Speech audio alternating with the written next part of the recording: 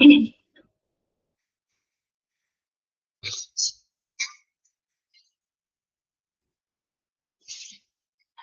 afternoon. Good afternoon, ma'am. Good afternoon, ma'am. Good afternoon, ma'am. Okay, Farsana, Marilyn, Nasreen, okay, എല്ലാവർക്കും good afternoon. Okay, Sinu, Induna, okay.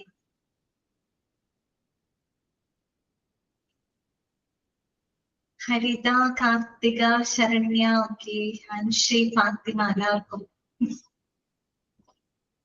എന്തുപറ്റി ഇന്ന് എല്ലാവരും late ആയിട്ടാണോ join ചെയ്തത്? സാധാരണ class തുടങ്ങുന്നതിന് മുമ്പും ജോയിൻ ചെയ്യാറുണ്ടല്ലോ. ഓക്കെ അഞ്ജന,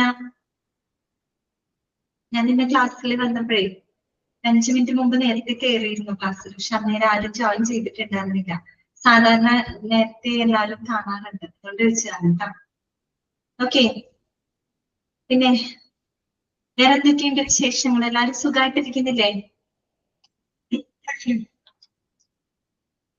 ഓക്കെ, പിന്നെ ഫർസാന, എന്തൊക്കെ എങ്ങനെ പോണു? നോമ്പൊക്കെ എങ്ങനെ പോണ്? നോമ്പ് കുഴപ്പമില്ല മിസ്സേ, ഇപ്പൊ സെറ്റായി. ചൂടാണുള്ളൂ, വേറെ കുഴപ്പമൊന്നുമില്ല. വേറെ കുഴപ്പമില്ല. ഓക്കെ, ശരി.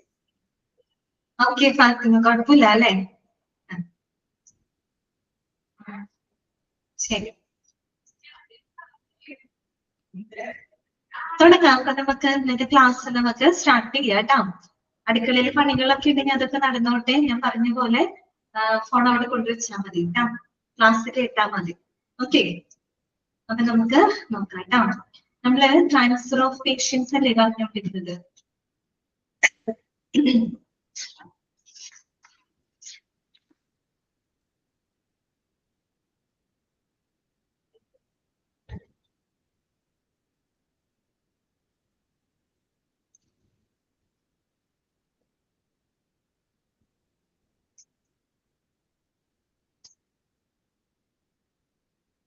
നമ്മള് ട്രാൻസ്ഫർ ഓഫ് പേഷ്യൻസിന്റെ ഒരു കമ്പോണന്റുകൾ അല്ലെങ്കിൽ ഇലമെന്റ്സുകളാണ് നമ്മൾ പറഞ്ഞുകൊണ്ടിരിക്കുന്നത് അല്ലെ.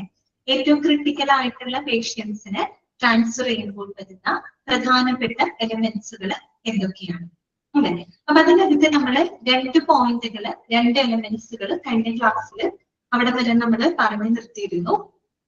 ഒന്ന് decision to transfer and communication, second one pre transfer stabilisation and preparation അല്ലെ. അത്രയും അത് നമ്മൾ കംപ്ലീറ്റ് ചെയ്തിരുന്നു.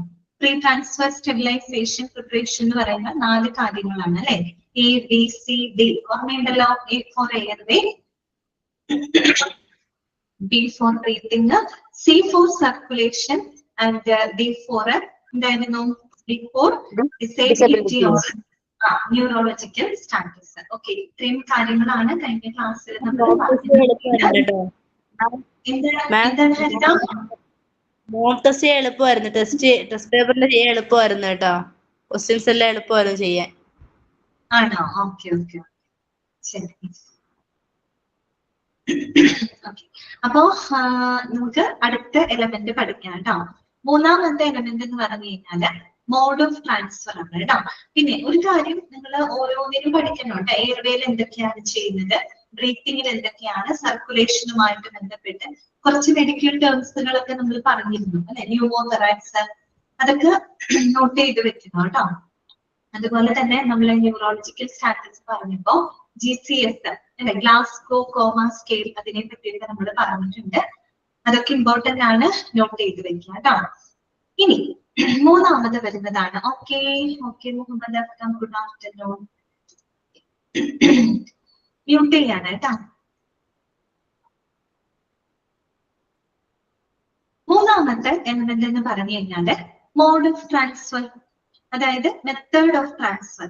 അതാണ് മൂന്നാമത്തെ എലമെന്റ്. ഏത് മെത്തേഡിലൂടെ, ഏത് രീതിയിലാണ് നമ്മൾ ആ ഒരു പേഷ്യന്റിനെ ട്രാൻസ്ഫർ ചെയ്യുന്നത്, അത് പ്രധാനപ്പെട്ട മറ്റൊരു ഇലമെന്റ് ആണ് കേട്ടോ. മോഡ് ഓഫ് ട്രാൻസ്ഫർ എന്താണ് അവിടെ പറയുന്നത്? The 2 most commonly employed methods of transfer of patients are ground transport by including ambulances and mobile intensive care unit അഥവാ MIC wise and air transport including helicopter or aeroplane ambulances. അപ്പൊ പ്രധാനമായിട്ടും രണ്ട് mode of transfer ആണ് ഉള്ളത്. ഏതൊക്കെയാണ്? ഒന്ന് ground transport ഉണ്ട്, മറ്റൊന്ന് എയർ ട്രാൻസ്പോർട്ട് ഉണ്ട്. ഗ്രൗണ്ട് ട്രാൻസ്പോർട്ട് എന്ന് പറയുമ്പോൾ നമുക്കറിയാലോ ആംബുലൻസസ് അല്ലെ, ആംബുലൻസ് സർവീസ് ഒക്കെ നിങ്ങൾ പഠിച്ചതാണല്ലോ.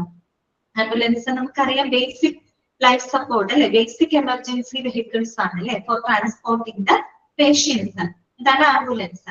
മൊബൈൽ ഇന്റൻസീവ് കെയർ യൂണിറ്റ് എന്ന് പറയുമ്പോൾ എന്താ ഉദ്ദേശിക്കുന്നത്? ആംബുലൻസിന് പക്ഷെ എന്താണ് കുറച്ചും കൂടെ അഡ്വാൻസ്ഡ് എമർജൻസി വെഹിക്കിൾസ് ആണ് അല്ലെ.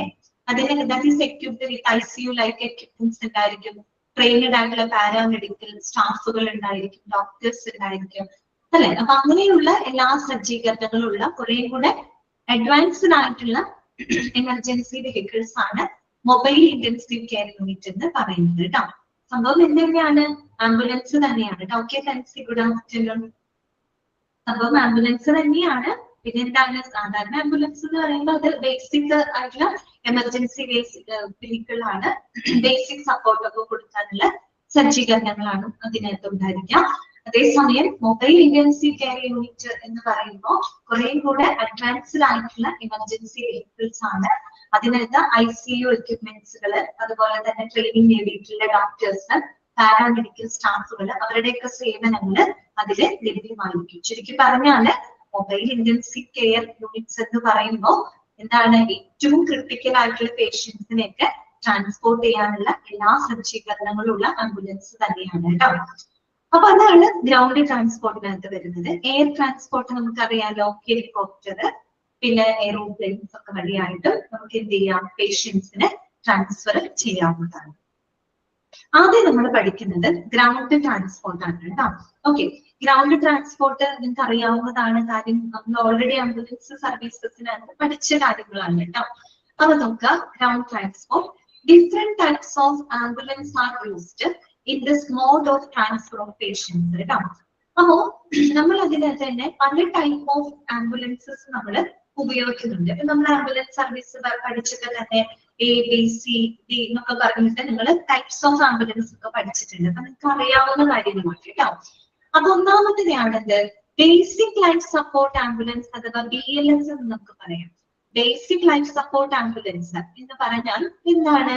These ambulances are conditioned with the adequate staff and monitoring devices to shift the patients without the life-threatening conditions. Underline cheyano. Without the life-threatening conditions, and these can only provide basic life support services.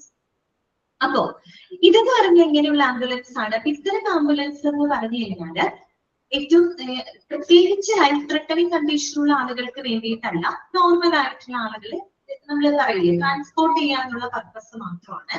അല്ലാണ്ട് life threatening conditions ഒന്നുമുള്ള പേഷ്യൻസിനെ ഒന്നും അല്ല അവിടെ പ്രധാനമായിട്ട് focus ചെയ്യുന്നത്. Normally നമ്മളൊരു പേഷ്യന്റിനെ transfer ചെയ്യുന്നതിന് ആവശ്യമായിട്ടുള്ള അത്യാവശ്യം വേണ്ട സ്റ്റാഫുകളും പിന്നെ ഈ പറയുന്ന ബേസിക് ആയിട്ടുള്ള മോണിറ്ററിംഗ് ഡിവൈസസ് ഒക്കെ സജ്ജമായിട്ടുള്ള ഒരു ആംബുലൻസ് ആണ് ബേസിക് ലൈഫ് സപ്പോർട്ട് ആംബുലൻസ്. അപ്പൊ അത് ബേസിക് ആയിട്ടുള്ള എന്താണ് സേവനങ്ങൾ മാത്രമാണ്, ലൈഫ് സപ്പോർട്ട് സർവീസസ് മാത്രമാണ് അവിടെ കൊടുക്കുന്നത്. ആ പേര് കേൾക്കുമ്പോൾ തന്നെ നമുക്ക് അറിയാവുന്നതാണ്. ഇനി അഡ്വാൻസ്ഡ് ലൈഫ് സപ്പോർട്ട് ആംബുലൻസ് എന്ന് പറയുമ്പോൾ എന്തായിരിക്കും? These ambulances can provide modern life support services like endotracheal intubation, cardiac monitoring, defibrillation, administration of intravenous fluids or vasopressors. Okay, അപ്പൊ ഇങ്ങനെയുള്ള സംവിധാനങ്ങൾ അതായത് കുറച്ചും കൂടെ എന്താണ് മോഡേൺ ആയിട്ടുള്ളത്. നമ്മൾ നേരത്തെ കഴിഞ്ഞ ക്ലാസ്സിലൊക്കെ പറഞ്ഞ കാര്യങ്ങളാണ്. ഓക്കെ,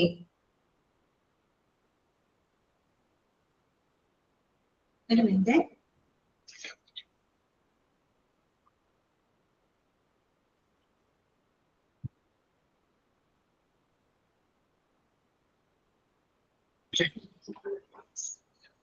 അപ്പൊ അഡ്വാൻസ്ഡ് ലൈഫ് സപ്പോർട്ട് ആംബുലൻസ് എന്ന് പറയുമ്പോൾ എങ്ങനെയുള്ള ആംബുലൻസ് ആണ്? അത് ഏറ്റവും മോഡേൺ ആയിട്ടുള്ള ലൈഫ് സപ്പോർട്ട് സർവീസ് കൊടുക്കുന്ന അഡ്വാൻസ്ഡ് ആയിട്ടുള്ള എന്താണ് ലൈഫ് സപ്പോർട്ട് ഒക്കെ കൊടുക്കുന്ന എന്തൊക്കെ സേവനങ്ങളാണ്? എൻഡോട്രക്കിയൽ ഇൻക്യുബേഷൻ നമ്മൾ കഴിഞ്ഞ ക്ലാസ്സിൽ പറഞ്ഞതാണ് അല്ലെ, എയർവേയുടെ ഭാഗമായിട്ട് അല്ലെ, എൻഡോട്രക്കിയൽ ഇൻക്യുബേഷൻ. ദാറ്റ് മീൻസ് ഈ പറയുന്ന എയർവേ എന്താണ് സെക്യൂർ ചെയ്യുന്നതിന് വേണ്ടിയിട്ട് നമ്മൾ എന്താണ് ഇൻക്യുബേഷൻ നടത്താറുണ്ട് അല്ലെ. അപ്പൊ അതൊക്കെ ഏറ്റവും മോഡേൺ ആയിട്ടുള്ള അല്ലെങ്കിൽ ഏറ്റവും അഡ്വാൻസ്ഡ് ആയിട്ടുള്ള എമർജൻസി സർവീസസുകളൊക്കെയാണ്. അപ്പൊ അത്തരത്തിലുള്ള endotracheal incubation, cardiac monitoring, defibrillation, അതുപോലെ തന്നെ IV ഫ്ലൂയിഡ്സുകൾ അഡ്മിനിസ്റ്റർ ചെയ്യാൻ സാധിക്കുന്ന അല്ലെങ്കിൽ വാസോപ്രസസ്, ദാറ്റ് മീൻസ് മെഡിക്കേഷൻസ് അല്ലെ, ബ്ലഡ് പ്രഷർ ഒക്കെ നമുക്ക് കൺട്രോൾ ചെയ്യുന്നതിനും മറ്റുമായിട്ടുള്ള അത്തരത്തിലുള്ള മെഡിസിൻസും IV ഫ്ലൂയിഡ്സും ഒക്കെ അഡ്മിനിസ്റ്റർ ചെയ്യാൻ കഴിയുന്ന രീതിയിൽ മോഡേൺ ആയിട്ടുള്ള അങ്ങനെയുള്ള ലൈഫ് സപ്പോർട്ട് സർവീസുകളെല്ലാം തന്നെ കൊടുക്കുന്നതിന് സജ്ജമായിട്ടുള്ള ആംബുലൻസ് ആണ് ALS അല്ലെ, അഡ്വാൻസ്ഡ് ലൈഫ് സപ്പോർട്ട് ആംബുലൻസ് എന്ന് പറയുന്നത്. ഓക്കെ, പിന്നെ അടുത്തതാണ് എന്ത്? വേറൊരു കാര്യം കൂടെ പറയാനുണ്ട്. These are adequately staffed and made ready for shifting patients with life threatening conditions കേട്ടോ. അതാണ് these are adequately staffed and made ready for the shifting patients with the life threatening conditions കേട്ടോ. അപ്പോ ഈ ആംബുലൻസ് എന്ന് പറയുമ്പോൾ ഇതിൽ എന്തായിരിക്കും? സ്റ്റാഫുകൾ ഉണ്ടായിരിക്കും, ആവശ്യത്തിനുള്ള സ്റ്റാഫുകൾ ഉണ്ടായിരിക്കും. അതുപോലെ ഏതൊരു ലൈഫ് ത്രെട്ടനിങ് കണ്ടീഷൻസിലുള്ള പേഷ്യൻസിനെ ഷിഫ്റ്റ് ചെയ്യുന്നതിനായിട്ട് റെഡി ആയിട്ടുള്ള ആഡിക്വേറ്റ് ആയിട്ടുള്ള സ്റ്റാഫുകൾ ആ ഒരു ആംബുലൻസിനകത്ത് ഉണ്ടായിരിക്കും കേട്ടോ. ഓക്കെ, അങ്ങനെയുള്ളതാണ് എന്ത് ALS എന്ന് പറയുന്നത്. അടുത്തതാണ് MICU. MICU നമ്മൾ നേരത്തെ പറഞ്ഞില്ലേ, മൊബൈൽ ഇന്റൻസീവ് കെയർ യൂണിറ്റ്സ് അല്ലെ എന്ന് പറഞ്ഞ ആംബുലൻസ് തന്നെയാണ്. പിന്നെന്താണ്? These are the specialised vehicles with all the equipment and staff to transfer patients who are critically ill കേട്ടോ. അതായത് ഏറ്റവും ഗുരുതരമായിട്ടുള്ള രോഗികളെ ട്രാൻസ്ഫർ ചെയ്യുന്നതിന് ആവശ്യമായിട്ടുള്ള സ്റ്റാഫുകളും എക്യുപ്മെന്റ്സുകളൊക്കെ സജ്ജമായിട്ടുള്ള സ്പെഷ്യലൈസ്ഡ് വെഹിക്കിൾസ് ആണ് എന്ത് MICU എന്ന് പറയുന്നത്. And are usually used in combination with the specialist retrieval teams in few developed countries. പലപ്പോഴും നമ്മൾ ഇത്തരം ആംബുലൻസുകള് സ്പെഷ്യലിസ്റ്റ് റിട്രീവൽ ടീംസുകളെ നമ്മൾ ഉപയോഗപ്പെടുത്താറുണ്ട്. സ്പെഷ്യലിസ്റ്റ് റിട്രീവൽ ടീംസ് എന്ന് പറഞ്ഞാൽ വേറൊന്നുമല്ല, വളരെ എക്സ്പീരിയൻസ്ഡ് ആയിട്ടുള്ള ട്രെയിനഡ് ആയിട്ടുള്ള സ്റ്റാഫുകളാണ് കേട്ടോ. അതായത് എന്താണ് ട്രാൻസ്ഫർ ചെയ്ത് ക്രിട്ടിക്കലി പേഷ്യൻസ്, ഏറ്റവും ഗുരുതരമായിട്ടുള്ള രോഗികളെയൊക്കെ ട്രാൻസ്ഫർ ചെയ്യുന്നതിന് ട്രെയിനിങ് ലഭിച്ചിട്ടുള്ള എഫിഷ്യന്റ് ആയിട്ടുള്ള ആളുകളാണ്. അവരുടെ ഒരു ടീം, അതാണ് റിട്രീവൽ ടീം എന്ന് പറയുന്നത്. അപ്പൊ അങ്ങനെ അതിന് വേണ്ടിയിട്ട് സ്പെഷ്യലൈസ്ഡ് ആയിട്ടുള്ള ട്രെയിനഡ് ആയിട്ടുള്ള റിട്രീവൽ ടീംസുകളോടൊപ്പം ആണ് പലപ്പോഴും ഈ പറയുന്ന മൊബൈൽ ഇന്റൻസീവ് കെയർ യൂണിറ്റുകൾ ഉപയോഗപ്പെടുത്തുന്നത് കേട്ടോ. അതും സ്പെഷ്യലൈസ്ഡ് ആയിട്ടുള്ള വെഹിക്കിൾസ് ആണ്.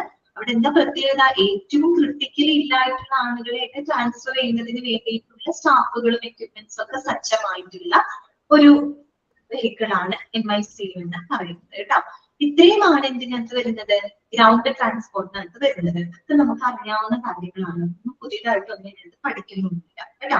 അപ്പൊ ഓർത്ത് വെക്കാം, ബേസിക് ലൈഫ് സപ്പോർട്ട് ആംബുലൻസ് എന്താണ്, അഡ്വാൻസ്ഡ് ലൈഫ് സപ്പോർട്ട് ആംബുലൻസ് എന്താണ്, അതുപോലെ MICU എന്താണ്. ഇത് മൂന്നും വരുന്നത് ground ട്രാൻസ്പോർട്ടിനകത്താണ്.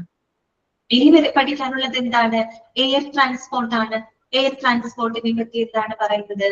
The use of air transport has been increasing in developed countries because of the advantage of swift transport by including specialized medical care. Ground ട്രാൻസ്പോർട്ടിന് വ്യത്യസ്തമായിട്ട് air ട്രാൻസ്പോർട്ടിന്റെ ഏറ്റവും വലിയൊരു അഡ്വാൻറ്റേജ് എന്താണെന്ന് നമുക്ക് പറയാൻ പറ്റുന്നത്, പെട്ടെന്ന് തന്നെ നമുക്ക് പേഷ്യന്റിനെ ട്രാൻസ്ഫർ ചെയ്യാനായിട്ട് സാധിക്കും അല്ലെ. അതാണ് അഡ്വാൻറ്റേജ് ഓഫ് എന്താണ്? സ്വിഫ്റ്റ് ട്രാൻസ്പോർട്ട് അല്ലെ. ഏറ്റവും പെട്ടെന്ന് തന്നെ നമുക്ക് പേഷ്യന്റിനെ ട്രാൻസ്ഫർ ചെയ്യാനായിട്ട് പറ്റും. അതും വിത്ത് സ്പെഷ്യലൈസ്ഡ് മെഡിക്കൽ കെയർ അല്ലെ.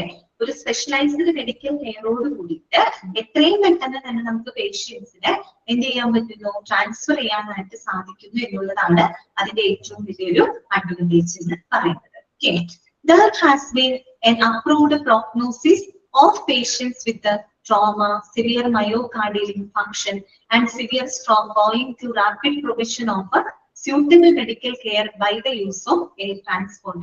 അപ്പൊ നമുക്ക് ഇങ്ങനെ എയർ ട്രാൻസ്പോർട്ടിലൂടെ നമുക്ക് ഒത്തിരി പേഷ്യൻസിന്റെ കണ്ടീഷൻസ് ഇംപ്രൂവ് ചെയ്യാൻ പറ്റിയിട്ടുണ്ട്. പ്രത്യേകിച്ച് ഇങ്ങനെയുള്ള പേഷ്യൻസ് ആണ് പേഷ്യൻസ് വിത്ത് ട്രോമ.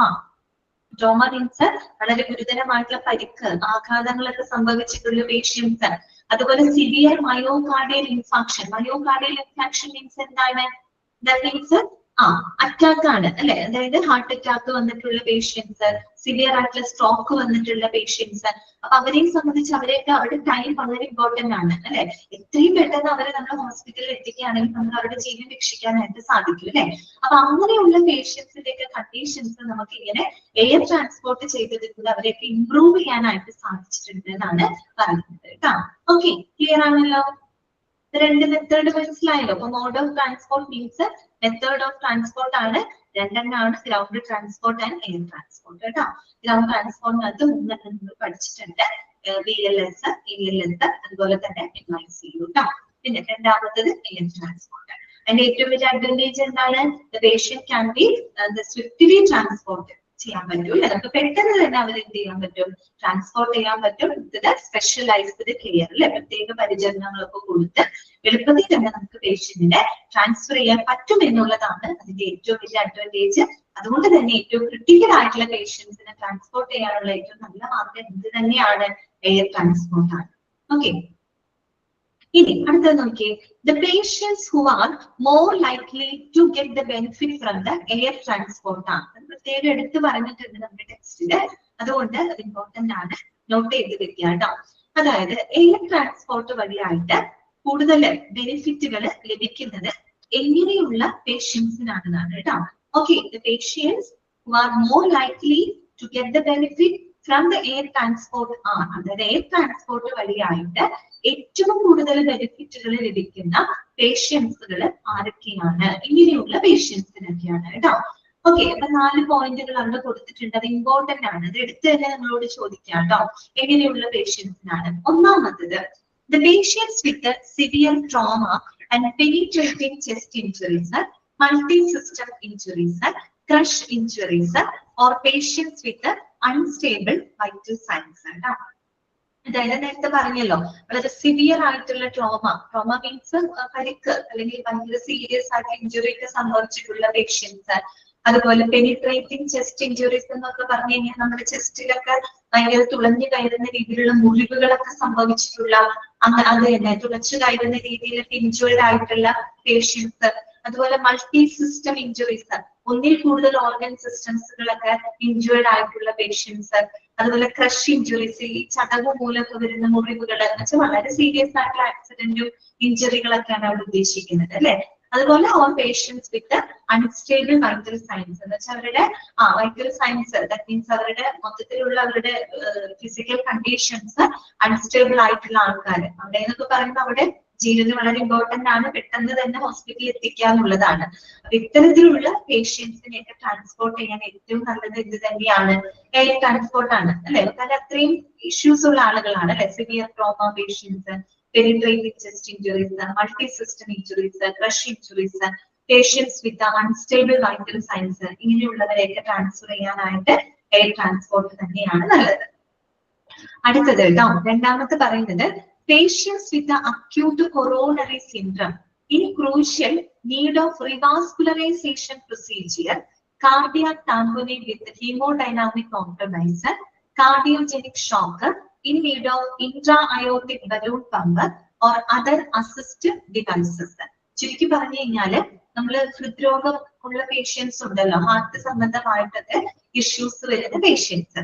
അപ്പൊ അവരെ പെട്ടെന്ന് നമുക്ക് ഇതുപോലെ തന്നെ ഹോസ്പിറ്റലിൽ എത്തിക്കേണ്ടതുണ്ട്. അതുകൊണ്ട് അവർക്കും എയർ ട്രാൻസ്പോർട്ട് തന്നെയാണ് നല്ലത്. അവിടെ കുറച്ച് മെഡിക്കൽ ടേംസുകളൊക്കെ പറഞ്ഞു പോകുന്നുണ്ട്, അപ്പൊ എന്തൊക്കെയാണെന്ന് മനസ്സിലാക്കി വെക്കുക കേട്ടോ.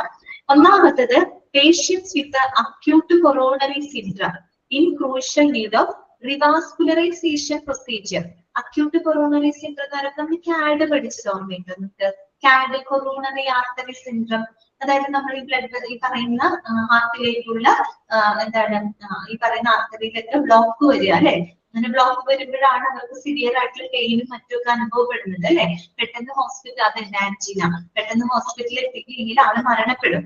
അപ്പൊ അങ്ങനെയുള്ള അക്യൂട്ട് ആയിട്ടുള്ള coronary syndrome, that means CAD പോലുള്ള അസുഖങ്ങളുള്ള പേഷ്യൻസിന് അവർക്ക് എന്ത് ആവശ്യമാണ്? Crucial need of revascularisation procedure. Revascularisation procedure എന്ന് പറയുന്നത് ആൻജിയോപ്ലാസ്റ്റി, ആൻജിയോഗ്രാം, അല്ലെങ്കിൽ നമ്മൾ ക്യാപ്ജ് പോലെ ബൈപ്പാസ് സർജറി പോലെ, അതിനൊക്കെയാണ് ഇവിടെ റിവാസ്കുലറൈസേഷൻ പ്രൊസീജിയേഴ്സ് എന്ന് പറയുന്നത് കേട്ടോ. എന്ന് വെച്ചാൽ പെട്ടെന്ന് കഴിഞ്ഞാൽ ഈ പറയുന്ന പോലെ ആൻജിയോപ്ലാസ്റ്റി ചെയ്യേണ്ടതായിട്ട് വരാം, അല്ലെങ്കിൽ ക്യാബ്ജ് അല്ലെ കൊറോണറി ആർട്ടറി ബൈപ്പാസ് സർജറി ആവശ്യമായിട്ട് വരാം, സ്റ്റഡ് എടുപ്പിക്കേണ്ടതായിട്ട് വരാം, അങ്ങനെയൊക്കെയുള്ള അത്തരത്തിലുള്ള റിവാസ്കുലറൈസേഷൻ പ്രൊസീജിയർ ആവശ്യമായിട്ടുള്ള പേഷ്യൻസ്. പിന്നെന്താണ് കാർഡിയാക് ടാംപോനേഡ് വിത്ത് ഹീമോഡൈനാമിക് കോംപ്രമൈസ്. എന്താണ് അവിടെ ഉദ്ദേശിക്കുന്നത്? എല്ലാം ഹൃദയവുമായിട്ട് ബന്ധപ്പെട്ടതാണ് കേട്ടോ. കാർഡിയാക് ടാംപോനേഡ് എന്ന് പറഞ്ഞാൽ എന്താ? കാർഡിയാക് ടാംപോനേഡ് എന്ന് പറഞ്ഞു കഴിഞ്ഞാല് നമ്മള് ഹൃദയത്തിന്റെ ചുറ്റുമുള്ള ഒരു സാക്ക് ഉണ്ട്. നമ്മൾ കഴിഞ്ഞ ക്ലാസ്സിൽ ലെൻസിന് ചുറ്റുമായിട്ട് പ്ലൂറ ഉണ്ടെന്ന് നമ്മൾ പറഞ്ഞു അല്ലെ. ലെൻസിനെ കവർ ചെയ്യുന്ന ഒരു മെംബ്രെയിൻ ആണ് പ്ലൂറ എന്ന് നമ്മൾ പറഞ്ഞു. ഒരു മെംബ്രെയിൻ ഉണ്ട്. എന്നതുപോലെ നമ്മുടെ ഹാർട്ടിന് ചുറ്റുമുള്ള ഒരു സാക്ക് ഉണ്ട്. അതിന് നമ്മൾ പെരികാർഡിയം എന്നാണ് പറയുക കേട്ടോ, പെരികാർഡിയം. അപ്പോ ആ ഒരു സാക്കിനകത്ത് ഫ്ലൂയിഡ് ഇങ്ങനെ അക്യൂമുലേറ്റ് ചെയ്യും. നമ്മൾ ആ ശ്വാസകോശത്തിന്റെ കാര്യം പറഞ്ഞ പോലെ തന്നെയാണ് ഹാർട്ടിന്റെ കാര്യത്തിലും ഹാർട്ടിന് ചുറ്റുമായിട്ട് ഒരു സാക്ക് ഉണ്ട്. നമ്മൾ പെരികാർഡിയം എന്നാണ് അതിന് പറയാ. അപ്പൊ ആ സാക്കിന്റെ പർപ്പസ് എന്താണ്? ഹാർട്ടിനെ സംരക്ഷിക്കുക എന്നുള്ളതാണ്. ഓക്കെ, അപ്പൊ ആ സാക്കിനകത്ത് ഈ ഫ്ലൂയിഡ് ഇങ്ങനെ അക്യൂമുലേറ്റ് ചെയ്യുകയും അതിങ്ങനെ ഫ്ലൂയിഡ് അതിനകത്ത് അക്യൂമുലേറ്റ് ചെയ്യുമ്പോൾ എന്ത് സംഭവിക്കുന്നത്? ഹാർട്ടിനെ കംപ്രസ് ചെയ്യും അല്ലെ. ഹാർട്ടിനെ കംപ്രസ് ചെയ്ത് ഇഫക്റ്റീവ് ആയിട്ട് ബ്ലഡ് എന്താണ് പമ്പ് ചെയ്യാനുള്ള ഹാർട്ടിന്റെ എബിലിറ്റിനെ നമ്മളത് നഷ്ടപ്പെടുത്തും. അതിനെയാണ് നമ്മൾ കാർഡിയാക് ടാംപോനേഡ് എന്ന് പറയുന്നത്. കാർഡിയാക് ടാംപോനേഡ് പറഞ്ഞപ്പോ മനസ്സിലായോ? അതായത് നമ്മുടെ ഹാർട്ടിന് ചുറ്റുമുള്ള സാക്കിന് ഈ ഫ്ലൂയിഡ് അക്യൂമുലേറ്റ് ചെയ്യുകയും അത് ഹാർട്ടിനെ കംപ്രസ് ചെയ്ത് ഇഫക്റ്റീവ് ആയിട്ട് ബ്ലഡ് പമ്പ് ചെയ്യാനുള്ള ഹാർട്ടിന്റെ എബിലിറ്റിനെ അവിടെ നഷ്ടപ്പെടുത്തുകയും ചെയ്യും. നമ്മുടെ പമ്പിംഗ് ഓർഗൻ ഹാർട്ടാണ്. ഈ ഹാർട്ട് പമ്പ് ചെയ്തുകൊണ്ടാണ് നമ്മുടെ ശരീര വിലാസങ്ങളിൽ ബ്ലഡ് സർക്കുലേഷൻ നടക്കുന്നത് അല്ലെ. അപ്പൊ ഇഫക്റ്റീവ് ആയിട്ട് ബ്ലഡ് പമ്പ് ചെയ്യാനുള്ള ഹാർട്ടിന്റെ എബിലിറ്റിനെ അതവിടെ നഷ്ടപ്പെടുത്താണ്. അതാണ് എന്ത് നമ്മൾ ഈ പറയുന്ന കാർഡിയാക് ടാംപോനേഡ്. ഓക്കെ, ഇത് ഹീമോഡൈനാമിക് കോംപ്രമൈസ് എന്ന് പറയുന്നത് എന്താ ഉദ്ദേശിക്കുന്നത്? സ്വാഭാവികമായിട്ടും ബ്ലഡ് സർക്കുലേഷൻ അവിടെ ഇംപയർഡ് ആവും അല്ലെ. ഹാർട്ടിന് രണ്ട് രീതിയിൽ പമ്പ് ചെയ്യാൻ പറ്റാതെ വരുമ്പോ എന്ത് സംഭവിക്കും? Blood circulation is impaired. That leading to the ഇതിന് കാരണമാകുന്നു. That leading to the inadequate blood flow and oxygen supply to the organs അല്ലെ. അപ്പൊ അത് വേണ്ട രീതിയിൽ ബ്ലഡ് ഫ്ലോ അവിടെ എന്താണ് നടക്കൂല. വേണ്ട രീതിയിൽ ബ്ലഡ് ഫ്ലോ അവിടെ നടക്കില്ല.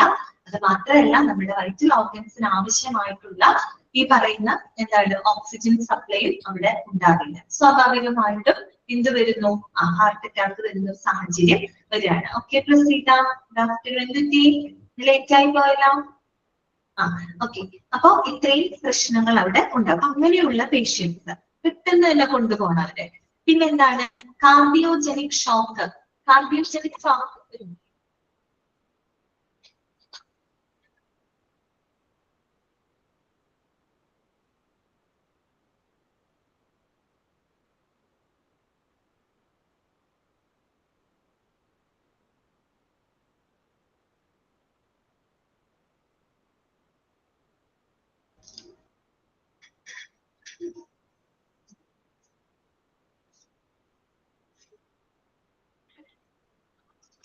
ഓക്കെ, അപ്പോ കാർഡിയോജനിക് ഷോക്ക് എന്ന് പറഞ്ഞു കഴിഞ്ഞാൽ ഇത് തന്നെയാണ് ഫർസാനം പറഞ്ഞത് കണ്ടു കേട്ടോ.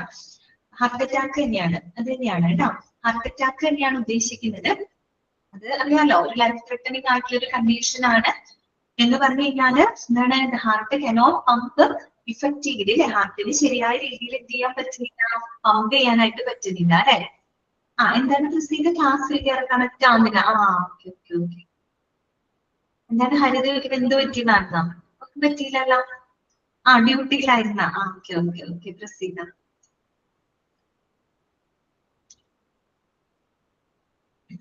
അപ്പോ ഞാനേ നേരത്തെ ഓഫ് ചെയ്തത് വേറൊന്നുമല്ല, ഊണ് കഴിച്ച് കഴിയുമ്പോഴേ എന്തെങ്കിലും മധുരം തിന്നാനായിട്ട് തോന്നുന്നത്. കുറച്ച് മധുരം മേടിച്ചുകൊണ്ട് വരാൻ പറഞ്ഞായിരുന്നു. അതായത് മധുരം മേടിച്ചുകൊണ്ട് തന്നതാ. അപ്പൊ അത് തിന്നാൻ വേണ്ടിയിട്ടാണ് ബ്രേക്ക് എടുത്തത്. ഓക്കെ, അപ്പോ എന്താണ് പറഞ്ഞത്? Cardiac tamponade. അപ്പൊ കാർഡിയാക് ടാംപോനേഡ് പറഞ്ഞു. പിന്നെ എന്തായിരുന്നു? കാർഡിയോജനിക് ഷോക്ക് അല്ലെ. അപ്പൊ കാർഡിയോജനിക് ഷോക്ക് എന്ന് പറഞ്ഞു കഴിഞ്ഞാൽ അതൊരു ലൈഫ് ത്രെട്ടനിങ് കണ്ടീഷൻ ആണ്. അതിലെന്താണ്? ഹാർട്ട് കനോട്ട് പമ്പ് ഇഫക്റ്റീവ്ലി അല്ലെ. ഹാർട്ടിന് ശരിയായ രീതിയിൽ പമ്പ് ചെയ്യാൻ പറ്റുന്നില്ല. സ്വാഭാവികമായിട്ടും ഹാർട്ട് അറ്റാക്കിലോട്ട് അത് നയിക്കുന്നു അല്ലെ. അപ്പോ അങ്ങനെയുള്ള സാഹചര്യത്തിൽ എന്താണ്? In need of intra aortic balloon pump or other assisted devices. ഈ ഇൻട്രാ അയോട്ടിക് ബലൂൺ പമ്പ് എന്ന് പറഞ്ഞു കഴിഞ്ഞാല് it is a medical device. അതൊരു മെഡിക്കൽ ഡിവൈസ് ആണ് that is used to support the heart functions. ഹാർട്ടിന്റെ ഫങ്ഷൻസിനെ സപ്പോർട്ട് ചെയ്യുന്നതിന് വേണ്ടിയിട്ട് നമ്മൾ ഉപയോഗിക്കുന്ന ഒരു മെഡിക്കൽ ഡിവൈസ് ആണ് എന്ത് ഈ പറയുന്ന ഇൻട്രാ അയോട്ടിക് ബലൂൺ പമ്പ് കേട്ടോ. അപ്പൊ ഇത്തരത്തിലുള്ള ഇങ്ങനെയുള്ള ആവശ്യങ്ങള് ഉള്ള രോഗികളെ ട്രാൻസ്പോർട്ട് ചെയ്യാനായിട്ട് ഏറ്റവും നല്ലത് എന്ത് തന്നെയാണ്? എയർ ട്രാൻസ്പോർട്ട് ആണ്. ഓക്കെ, ക്ലിയർ ആണല്ലോ? അതാണ് അവിടെ പറയുന്നത് കേട്ടോ. The patients with the acute coronary syndrome in crucial need of revascularization procedure, cardiac tamponade with the hemodynamic compromise, cardiogenic shock in need of intra-aortic balloon pump or other assisted devices. ഇത്തരം പേഷ്യൻസിനെ നമുക്ക് transfer ചെയ്യാൻ നല്ലത് air transport ആണ്. ഏറ്റവും അവർക്കാണ് ഇതിന്റെ ഏറ്റവും വലിയ ബെനിഫിറ്റ് കിട്ടുന്നത്. എത്രയും പെട്ടെന്ന് ഹോസ്പിറ്റലിൽ എത്തിക്കാന്നുള്ളതാണ് കേട്ടോ. അടുത്തത് patients due to receive the organ transplant കേട്ടോ. അതുപോലെ തന്നെ ഓർഗൻ ട്രാൻസ്പ്ലാന്റേഷൻ ഒക്കെ കഴിഞ്ഞിട്ടുള്ള പേഷ്യൻസിന് പിന്നെന്താണ് critically ill high risk medical or surgical patients, അതുപോലെ ഗുരുതരമായിട്ടുള്ള ഹൈലി റിസ്ക് ആയിട്ടുള്ള മെഡിക്കൽ കണ്ടീഷൻസും സർജിക്കൽ കണ്ടീഷൻസ്, അതായത് സർജറി ഒക്കെ കഴിഞ്ഞിട്ടുള്ള പേഷ്യൻസിനെയൊക്കെ ട്രാൻസ്പോർട്ട് ചെയ്യാൻ നല്ലത് ഇത് തന്നെയാണ്, എയർ ട്രാൻസ്പോർട്ട് ആണ് കേട്ടോ. ഓക്കെ, അപ്പൊ നമ്മൾ പഠിച്ചത് വേറൊന്നുമല്ല, patients who are more likely to get the benefit from air transport കേട്ടോ. എയർ ട്രാൻസ്പോർട്ട് വഴിയായിട്ട് ഏറ്റവും കൂടുതൽ ബെനിഫിറ്റ് ലഭിക്കുന്ന പേഷ്യൻസ് ആരൊക്കെയാണ്? ഓർത്തിരിക്കില്ലേ? ഇതൊക്കെയാണ് മനസ്സിലായല്ലോ? ഓക്കെ, നോട്ട് ചെയ്ത് വെക്കാം കേട്ടോ. ഒന്ന് വായിച്ചു നോക്കിയേ.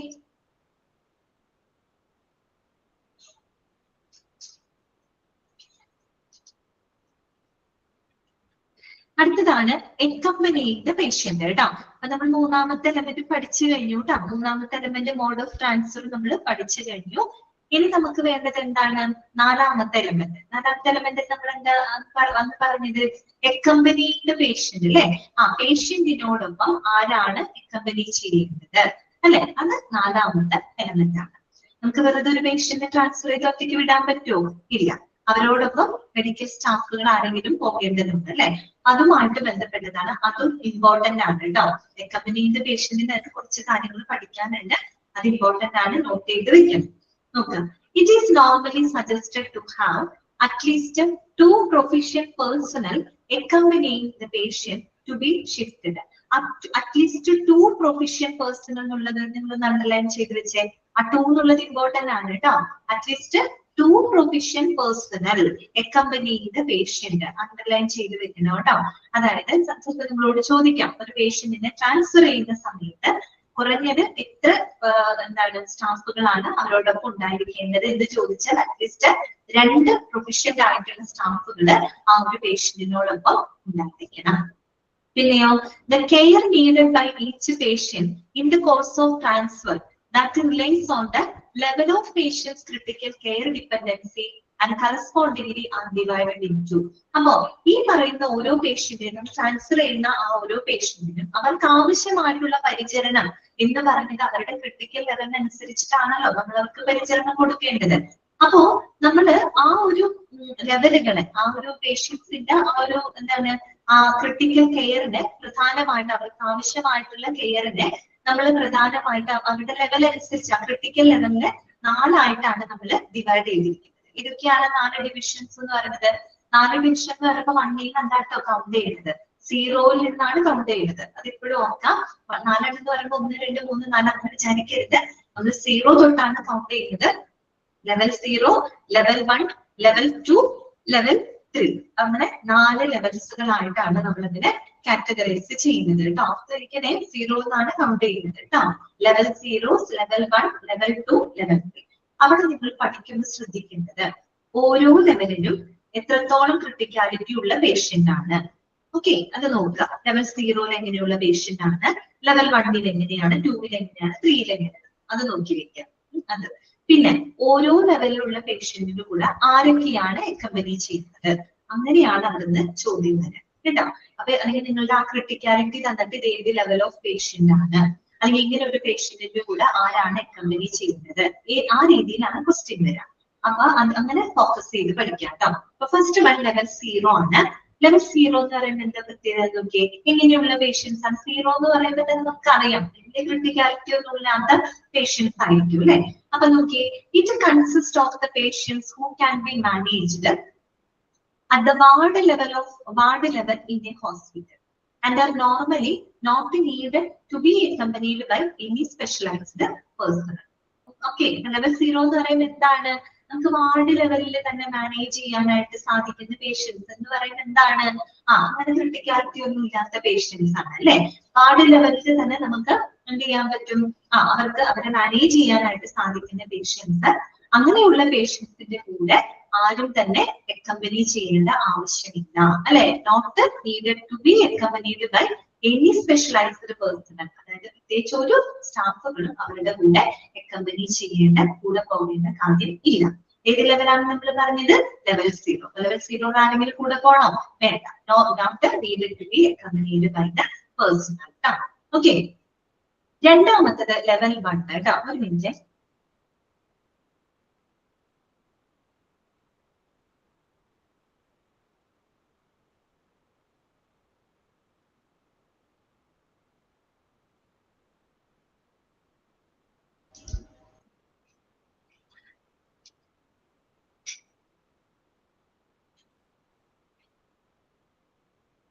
Okay. Level 1 എന്ന് പറയുമ്പോൾ it consists of those patients who are in deteriorating condition in the course of the transfer but can be managed in an acute ward setting by the support of a critical care team. Underline ചെയ്ത് വെക്കാം കേട്ടോ. അപ്പൊ level 1 എങ്ങനെയുള്ള patient ആണെന്ന് പറയുന്നത്? നമ്മൾ transfer ചെയ്യുന്ന സമയത്ത് അവരുടെ കണ്ടീഷൻ വഷളാവാൻ സാധ്യതയുള്ള, മോശമാകാൻ സാധ്യതയുള്ള പേഷ്യൻസ് ആണ്. പക്ഷെ നമുക്കൊരു ക്രിട്ടിക്കൽ കെയർ ടീമിന്റെ സപ്പോർട്ടോട് കൂടിയിട്ട് കുറച്ചും കൂടെ നമുക്കൊരു വാർഡ് സെറ്റിംഗ്സിൽ അവരെ എന്ത് ചെയ്യാൻ പറ്റും? മാനേജ് ചെയ്യാനായിട്ട് സാധിക്കും. അങ്ങനെയുള്ള പേഷ്യന്റ് ആണ് ലെവൽ 1 പേഷ്യന്റ് എന്ന് പറയുന്നത്. മനസ്സിലായല്ലോ?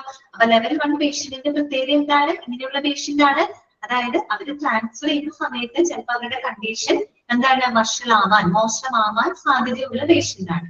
എന്നാലും നമുക്ക് ഒരു ക്രിട്ടിക്കൽ കെയർ ടീമിന്റെ സപ്പോർട്ടോട് കൂടിയിട്ട് ഒരു വാർഡ് സെറ്റിംഗ്സിൽ അവരെന്ത് ചെയ്യാൻ പറ്റും? നമുക്ക് മാനേജ് ചെയ്യാനായിട്ട് സാധിക്കും. അങ്ങനെയുള്ള പേഷ്യന്റ് ആണ് ലെവൽ 1 പേഷ്യന്റ് എന്ന് പറയുന്നത്. അപ്പൊ അവരുടെ കൂടെ ആരാണ് അക്കമ്പനി ചെയ്യേണ്ടത്? നോക്കിയേ, these usually should be accompanied by a paramedical and trained nurse കേട്ടോ. അപ്പൊ അവരുടെ കൂടെ ആരാണ് വേണ്ടത്? പാരാമെഡിക്കൽ സ്റ്റാഫും ഒരു ട്രെയിൻഡ് ആയിട്ടുള്ള ഒരു നഴ്സുമാണ് അങ്ങനെയുള്ള പേഷ്യന്റിനെ അക്കമ്പനി ചെയ്യുന്നത്. ഇങ്ങനെയാണ് പാരാമെഡിക്കൽ സ്റ്റാഫും അതുപോലെ തന്നെ ട്രെയിൻഡ് ആയിട്ടുള്ള നഴ്സും. ഓക്കെ, അതാണ് ലെവൽ 1 പേഷ്യന്റിന് വേണ്ടത്. ഓക്കെ, ഇനി ലെവൽ 2 എടുക്കാം. ലെവൽ 2 പറയുന്നത് it consist of patients who are in need of observation or intervention for failure of a single organ system. Underline ചെയ്ത് വെച്ചേ, single organ system and have to be accompanied by trained and proficient personnel. Underline ചെയ്ത് വരിക കേട്ടോ. ഇനി level 2 patient എന്ന് പറയുമ്പോൾ എന്താ ഉദ്ദേശിക്കുന്നത്? ഇങ്ങനെയുള്ള പേഷ്യന്റ് ആണ് ഒരു സിംഗിൾ ഓർഗൻ സിസ്റ്റം ഫെയിലിയർ ആയിട്ടുള്ള പേഷ്യന്റ്. ഏതെങ്കിലും ഒരു ഓർഗൻ സിസ്റ്റംസ് തകരാറിലായിട്ടില്ല, എന്നാൽ അവർക്ക് ക്ലോസ് ആയിട്ടുള്ള ഒരു ഇന്റർവെൻഷൻസും മോണിറ്ററിംഗും ഒബ്സർവേഷൻസും ആവശ്യമായിട്ടുള്ള പേഷ്യൻസിനെയാണ് ലെവൽ 2 പേഷ്യൻസ് എന്ന് പറയുന്നത്. ഓക്കെ, അങ്ങനെയുള്ളവരുടെ കൂടെ ആരാണ് അക്കമ്പനി ചെയ്യേണ്ടത്? ട്രെയിൻഡ് ആൻഡ് പ്രൊഫിഷ്യന്റ് പേഴ്സണൽ എന്ന് പറയുമ്പോൾ ശരിക്കും എന്താണ്? ഒരു ഡോക്ടർ തന്നെയാണ് അവിടെ ഉദ്ദേശിക്കുന്നത്. ഒരു ഡോക്ടർ തന്നെയാണ് അവിടെ ഉദ്ദേശിക്കുന്നത്. ട്രെയിൻഡ് ആയിട്ടുള്ള പ്രൊഫിഷ്യന്റ് ആയിട്ടുള്ള ഒരു പേഴ്സണൽ എന്ന് പറയുമ്പോൾ ഒരു ഡോക്ടർ ആവാം, അല്ലെങ്കിൽ ഒരു എഫിഷ്യന്റ് ആയിട്ടുള്ള ഒരു നേഴ്സാണ് അവരോട് കൂടി പോകേണ്ടത് കേട്ടോ. അതാണ് ലെവൽ 2. ലെവൽ 3 എന്ന് പറയുമ്പോൾ എന്താണ്? ലെവൽ 3 ലെവൽ എന്ന് പറയുമ്പോൾ നമുക്കറിയാലോ, ക്രിട്ടിക്കാലിറ്റി കുറച്ച് കൂടുതലായിരിക്കും അല്ലെ? It consists of patients with the need of advanced respiratory care during the transport with the support of at least 2 failing organ systems.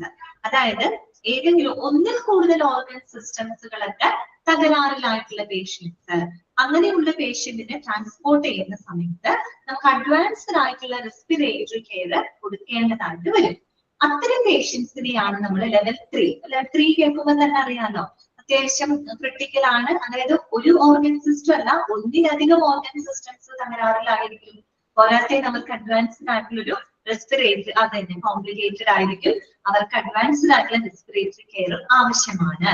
അത്തരം രോഗികളെയാണ് ലെവൽ 3 പേഷ്യൻസ് എന്ന് പറയുന്നത്. ഓക്കെ, അവരോടൊപ്പം ആരാണ് അക്കമ്പനി ചെയ്യേണ്ടത് നോക്കി, അത് അണ്ടർലൈൻ ചെയ്ത് വെക്കാം.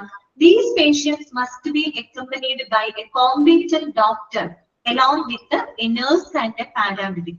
അപ്പൊ അത്തരം പേഷ്യൻസിന്റെ കൂടെ ആരെയാണ് അക്കമ്പനി ചെയ്യേണ്ടത്? ഒരു ഡോക്ടർ ഉണ്ടായിരിക്കണം, നഴ്സ് ഉണ്ടായിരിക്കണം, ഒരു പാരാമെഡിക്കൽ സ്റ്റാഫും ഉണ്ടായിരിക്കണം. അപ്പൊ ലെവൽ 3 3 പേര് തന്നെയാണ്. ലെവൽ 3 എന്ന് പറയുമ്പോൾ 3 പേര് തന്നെയാണ് അക്കമ്പനി ചെയ്യുന്നത്. ആരൊക്കെയാണ്? ഒന്ന് ഒരു കോമ്പീറ്റന്റ് ഡോക്ടർ ഉണ്ടായിരിക്കും, നഴ്സ് ഉണ്ടായിരിക്കും, പിന്നെ ഒരു പാരാമെഡിക്കൽ സ്റ്റാഫും ഉണ്ടായിരിക്കും. ഇത്രയുമാണ് 4 കാറ്റഗറി എന്ന് പറയുന്നത് കേട്ടോ. അപ്പൊ നമ്മൾ 0 തൊട്ടാണ് കൗണ്ട് ചെയ്യുന്നത്. ലെവൽ 0, 1, 2, 3. ഓക്കെ, ലെവൽ 0 എന്ന് പറയുമ്പോൾ എന്താണ്? നമുക്ക് വാർഡ് ലെവലിൽ തന്നെ, വാർഡ് തലത്തിൽ തന്നെ നമുക്ക് ചെറിയ ക്രിട്ടിക്കൽ ആയിട്ടുള്ള ആൾക്കാരൊന്നും അല്ല, നമുക്കൊരു വാർഡ് ലെവലിൽ മാനേജ് ചെയ്ത് പോകാനായിട്ട് സാധിക്കുന്ന പേഷ്യൻസ് ആണ്. അത്തരം പേഷ്യന്റിന്റെ കൂടെ ആരും തന്നെ അക്കമ്പനി ചെയ്യേണ്ട കാര്യമില്ല. അതാണ് ലെവൽ 0. ലെവൽ 1 എന്ന് പറയുമ്പോൾ ഇത്തരം രോഗികൾ എന്ന് പറയുമ്പോൾ അവരെ ട്രാൻസ്പോർട്ട് ചെയ്യുന്ന സമയത്ത് അവരുടെ സ്ഥിതി മോശമാകാം. പക്ഷെ എന്താണ്, ഒരു ക്രിട്ടിക്കൽ കെയർ ടീമിന്റെ സപ്പോർട്ടോട് കൂടിയിട്ട് നമുക്കൊരു നല്ല വാർഡ് സെറ്റിംഗ്സിൽ അവരെ മാനേജ് ചെയ്യാനായിട്ട് സാധിക്കും. അവരോടൊപ്പം അക്കമ്പനി ചെയ്യേണ്ടത് ഒരു പാരാമെഡിക്കൽ സ്റ്റാഫും അതുപോലെ ഒരു ട്രെയിനഡ് ആയിട്ടുള്ള നഴ്സുമാണ്. ലെവൽ 2 എന്ന് പറയുമ്പോൾ സിംഗിൾ ഓർഗൻ സിസ്റ്റംസ് ഒക്കെ ഫെയിലിയർ ആയിട്ടുള്ള പേഷ്യൻസ് ആണ്. അവരോടൊപ്പം ഒരു ട്രെയിനഡ് ആയിട്ടുള്ള പ്രൊഫഷണൽ ആയിട്ടുള്ള ഒരു പേഴ്സണൽ, മീൻസ് ഒരു ഡോക്ടർ ആവാം. ഓക്കെ, അവരാണ് അക്കമ്പനി ചെയ്യേണ്ടത്. ലെവൽ 3 എന്ന് പറയുമ്പോൾ എന്താണ്, അതായത് ഒന്നിലധികം ഓർഗൻ സിസ്റ്റംസ് തകരാറിലാവുകയും അഡ്വാൻസ്ഡ് റെസ്പിറേറ്ററി കെയർ ആവശ്യമായിട്ടുള്ള പേഷ്യൻസ്, അവരോടൊപ്പം അക്കമ്പനി ചെയ്യുന്നത് 3 പേരാണ്. ഒന്ന് doctor, nurse, then paramedical staff. Okay, clear ആണോ പറഞ്ഞത്? ഇനി നോക്കാം അക്കമ്പനിയേഴ്സ്. അപ്പൊ ഓരോ ലെവലുകൾക്ക് അനുസരിച്ചിട്ടാണ് നമുക്ക് എത്രത്തോളം പരിചരണം അവർക്ക് കൊടുക്കണമെന്ന് നമ്മൾ ഡിസൈഡ് ചെയ്യുന്നത് കേട്ടോ. ഇനി നോക്കാം അക്കമ്പനിയിങ് പേഴ്സൺ, ഇനി കൂടെ പോകുന്ന വ്യക്തി എങ്ങനെയായിരിക്കണം, അതാണ് അടുത്തത് പറയുന്നത് കേട്ടോ. Accompanying person should be aptly trained, competent and experienced and preferably should have done training in patient transfer and should have enough training in advanced cardiac life support, airway management and critical care. അതായത് ഇവരോടൊപ്പം പോകുന്ന accompany ചെയ്തു പോകുന്ന ആ ഒരു personal, അതിലൂടെ എന്തായിരിക്കണം, അവർ വളരെ ട്രെയിൻഡ് ആയിട്ടുള്ള വ്യക്തികളായിരിക്കണം, എക്സ്പീരിയൻസ്ഡ് ആയിട്ടുള്ള വ്യക്തികളായിരിക്കണം. പ്രത്യേകിച്ച് ഇത്തരത്തിലുള്ള പേഷ്യന്റിന്റെ ട്രാൻസ്ഫറിലൊക്കെ എക്സ്പീരിയൻസ്ഡ് ആയിട്ടുള്ള ട്രെയിൻഡ് ആയിട്ടുള്ള സ്റ്റാഫുകളായിരിക്കണം. And should have enough training in advanced cardiac life support, airway management and critical care. അതോടൊപ്പം തന്നെ അഡ്വാൻസ്ഡ് ആയിട്ടുള്ള കാർഡിയാക് ലൈഫ് സപ്പോർട്ട് ആവശ്യമായിട്ടുള്ള, എയർവേ മാനേജ്മെന്റ് ആവശ്യമായിട്ടുള്ള, ക്രിട്ടിക്കൽ പരിചരണങ്ങളൊക്കെ ആവശ്യമായിട്ടുള്ള രോഗികളെ പരിചരിക്കുന്നത് ട്രെയിൻഡ് ആയിട്ടുള്ള എക്സ്പീരിയൻസ്ഡ് ആയിട്ടുള്ള സ്റ്റാഫുകൾ ആയിരിക്കണം അവര് കൂടെ പോകേണ്ടത്. അക്കമ്പനിയിങ് പേഴ്സൺ അങ്ങനെയുള്ള ആളുകളായിരിക്കണം, അത്തരത്തിലുള്ള സ്റ്റാഫുകളായിരിക്കണം. അടുത്തതോ, if the physician is not available to shift unstable patients, then the provision of contacting the physician concerned by the transport tram should certainly be ready for the service. കേട്ടോ, ഇനിയിപ്പോ ഏതെങ്കിലും കാരണവശാൽ ഡോക്ടർ അവിടെ available അല്ല എന്ന് വിചാരിക്കും, ഇത്തരത്തിലുള്ള പേഷ്യന്റിനെ shift ചെയ്യാനായിട്ട് ഒരു ഡോക്ടറുടെ സേവനം ഇല്ലാന്നിരിക്കട്ടെ, ഡോക്ടർ അവൈലബിൾ അല്ലാന്നുണ്ടെങ്കിൽ നമ്മൾ ഡോക്ടറുടെ ഒരു എന്താണ് കൺസേൺഡ് ആയിട്ടുള്ള ഒരു ഡോക്ടറുടെ നിർദ്ദേശങ്ങൾ പാലിച്ചുകൊണ്ടുള്ള, അവരുടെ നിർദ്ദേശങ്ങൾക്കനുസരിച്ച് പ്രവർത്തിക്കാൻ ട്രെയിൻഡ് ആയിട്ടുള്ള ഒരു ട്രാൻസ്പോർട്ട് ട്രാം എന്ന് പറഞ്ഞു കഴിഞ്ഞാല് ഉദ്ദേശിക്കുന്നത് ഇതുപോലെ തന്നെ എന്താണ്, ട്രാൻസ്പോർട്ട് ചെയ്യുന്നതിന് വേണ്ടിയിട്ട് പബ്ലിക്കിന് നമ്മൾ ട്രാൻസ്പോർട്ട് ചെയ്യാനായിട്ട് ഉപയോഗിക്കുന്ന സംവിധാനങ്ങളാണ് കേട്ടോ. അതായത് ഈ സ്ട്രക്ചറുകള്, വീൽ ചെയറുകള്, അങ്ങനെയൊക്കെയുള്ള ആളുകൾ ഉണ്ടാവുമല്ലോ, അല്ല അങ്ങനെയുള്ള വസ്തുക്കള്. അതുപോലെ തന്നെ ടീമൊന്നും, പിന്നെ ഈ ട്രാൻസ്പോർട്ട് ചെയ്യാനായിട്ട് അതിൽ ട്രെയിൻഡ് ആയിട്ടുള്ള മറ്റ് സ്റ്റാഫുകൾ ഉണ്ടാവും. ഒരു ഡോക്ടർ തന്നെ വേണമെന്നില്ലല്ലോ, ഒരു ഡോക്ടറുടെ സാന്നിധ്യത്തില് ഡോക്ടറുടെ നിർദ്ദേശങ്ങൾക്കനുസരിച്ച് പ്രവർത്തിക്കുന്ന ഒരു ടീം ഉണ്ടാവും, ഒരു ട്രാൻസ്പോർട്ടിംഗ് ടീം ഉണ്ടാവും. അതുപോലെ തന്നെ അതിന് വേണ്ടിയിട്ടുള്ള ഈ പറയുന്ന പേഷ്യൻസിനെ ട്രാൻസ്പോർട്ട് ചെയ്യാനുള്ള സംവിധാനങ്ങള്, അതിനെയൊക്കെയാണ് ട്രാം എന്നതുകൊണ്ട് ഉദ്ദേശിക്കുന്നത് കേട്ടോ. അപ്പൊ അങ്ങനെയുള്ള ഒരു ട്രാൻസ്പോർട്ട് ട്രാം അല്ലെങ്കിൽ ഒരു വെഹിക്കിൾ അതെപ്പോഴും അവിടെ അവൈലബിൾ ആയിരിക്കണം, സർവീസിന് റെഡി ആയിരിക്കണം എന്നാണ് പറയുന്നത് കേട്ടോ. സാധാരണ രീതിയിൽ ഡോക്ടർ ഉണ്ടാവും. പക്ഷെ ഡോക്ടർ ഇല്ലാത്ത സന്ദർഭത്തിൽ ഡോക്ടറുടെ നിർദ്ദേശങ്ങൾക്കനുസരിച്ച് പ്രവർത്തിക്കാൻ കഴിയുന്ന ഒരു ട്രാൻസ്പോർട്ട് ട്രാം, ദാറ്റ് മീൻസ് ഒരു വെഹിക്കിൾ, അതായത് വെഹിക്കിൾ എന്ന് പറയുന്നത് വെറും വെഹിക്കിൾ അല്ല, അതിനകത്ത് ട്രെയിൻഡ് ആയിട്ടുള്ള മറ്റ് സ്റ്റാഫുകള്, അതായത് ഡോക്ടറുടെ നിർദ്ദേശങ്ങൾക്കനുസരിച്ച് പ്രവർത്തിക്കാൻ ട്രെയിൻഡ് ആയിട്ടുള്ള സ്റ്റാഫുകള് അവിടെ എപ്പോഴും എന്തായിരിക്കണം, അവൈലബിൾ ആയിരിക്കണം എന്നാണ് പറയുന്നത് കേട്ടോ. ഓക്കെ, ഓർത്ത് വെക്കാട്ടോ. അപ്പൊ ഒരു അക്കമ്പനി പേഴ്സൺ എങ്ങനെ ആയിരിക്കണം എന്ന് ചോദിച്ചാൽ നിങ്ങൾ പറയാം ട്രെയിൻഡ് ആയിരിക്കണം, കോമ്പീറ്റന്റ് ആയിരിക്കണം, ആൻഡ് എക്സ്പീരിയൻസ്ഡ് എന്താണ് ഫോർ എക്സ്പീരിയൻസ്ഡ് ആയിരിക്കണം ഫോർ ദ പേഷ്യന്റ് ട്രാൻസ്ഫർ. അതുപോലെ തന്നെ they have enough training in advanced cardiac life support, airway management and behavior. അങ്ങനെ ഒരു എക്സ്പീരിയൻസ്ഡ് ആയിട്ടുള്ള ഒരു വ്യക്തി ആയിരിക്കണം അക്കമ്പനി ചെയ്യുന്ന പേഴ്സൺ. ഓക്കെ, ക്ലിയർ ആണോ? അപ്പൊ നമ്മള് നാലാമത്തെ കമ്പോണന്റ്, നാലാമത്തെ എലമെന്റ് പഠിച്ചു കഴിഞ്ഞു. അഞ്ചാമത് നമുക്ക് പഠിക്കാനുള്ളത് എക്യുപ്മെന്റ്, ഡ്രഗ്സ് ആൻഡ് മോണിറ്ററിംഗ് ആണ് കേട്ടോ. അഞ്ചാമത്തെ elements equipment, drugs and monitoring ആണ്. നോക്കുക, A proper inspection with the provision of all life saving drugs is compulsory for the transfer of all patients with the level 1, 2 and 3 critical care needs. The transfer ambulance should be prepared with all the drugs and devices needed for airway operation, oxygenation, ventilation, hemodynamic monitoring and resuscitation. അപ്പൊ നമുക്കറിയാം ഈ ഒരു ambulance എന്ന് പറയുമ്പോൾ എല്ലാവിധ life saving drugs ആയിക്കോട്ടെ, life saving equipments, monitoring സംവിധാനങ്ങളെല്ലാം തന്നെ ഇത്തരം എന്താണ് ട്രാൻസ്ഫർ ചെയ്യുന്നതിന് മുൻപായിട്ട് നമ്മൾ എന്ത് ചെയ്യണം, ആ ഒരു വാഹനത്തിന് ഉറപ്പുവരുത്തിയിരിക്കണം. പ്രത്യേകിച്ച് ലെവൽ 1, 2, 3 അങ്ങനെയൊക്കെയുള്ള ക്രിട്ടിക്കൽ കെയർ ആവശ്യമായിട്ടുള്ള പേഷ്യൻസിന്റെ അവരുടെ ആവശ്യങ്ങൾ നിറവേറ്റാൻ കഴിയുന്ന രീതിയിലുള്ള എല്ലാ ഡ്രഗ്സുകളും മോണിറ്ററിംഗ് സംവിധാനങ്ങളും ആ ഒരു വാഹനത്തില് ഉണ്ടായിരിക്കണം. അതാണ് അവിടെ പറയുന്നത്. പ്രത്യേകം എടുത്ത് പറയുന്നുണ്ട്, എയർവേ ഓപ്പറേഷൻ ആണെങ്കിലും, ഓക്സിജനേഷൻ ആണെങ്കിലും, വെന്റിലേഷൻ ആണെങ്കിലും, ഹീമോഡൈനാമിക് മോണിറ്ററിംഗിനാണെങ്കിലും, റീസസിറ്റേഷൻ ഒക്കെ ആവശ്യമായിട്ടുള്ള മരുന്നുകളും ഈ പറയുന്ന ഡിവൈസസുകളും ഉപകരണങ്ങളും ആ ഒരു ട്രാൻസ്ഫർ ചെയ്യുന്ന ആംബുലൻസിനകത്ത് ഉണ്ടായിരിക്കണം. അത് ഉറപ്പുവരുത്തിയിരിക്കണം. പിന്നെ രണ്ടാമത്തെ കാര്യം എന്താണ്, all the inspection needs to be confirmed before the beginning of transfer together with the starting of infusion drugs.